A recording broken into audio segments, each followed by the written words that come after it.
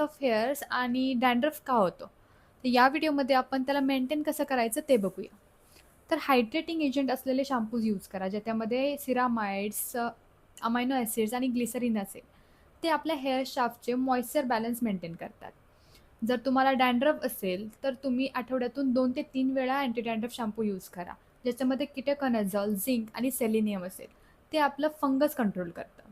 जर तुमचा scalp oily असेल आणि डॅन्ड्रफ पण असेल, तर हेवी ऑइलिंग टाळा. ऑइलिंग फक्त तुम्ही लेंथला करा, स्काल्पवर नाही. गरम पाण्याने हेअर वॉश करू नका. Hot water literally stripes your scalp barrier lipids, आणि तेच आपलं नॅचरल प्रोटेक्शन असतं. वीकली हेअर मास्क पण वापरू शकता. If you get flaky scalp, then you can use salicylic acid 2% lotion, coal tar formulations. ते तुमचा फ्लेक्स पण कमी करतील आणि इन्फ्लामेशन पण कमी करतील. Last but not the list, increase omega 3 intake in your diet. तर हा होता विंटरचा हेअर केअर.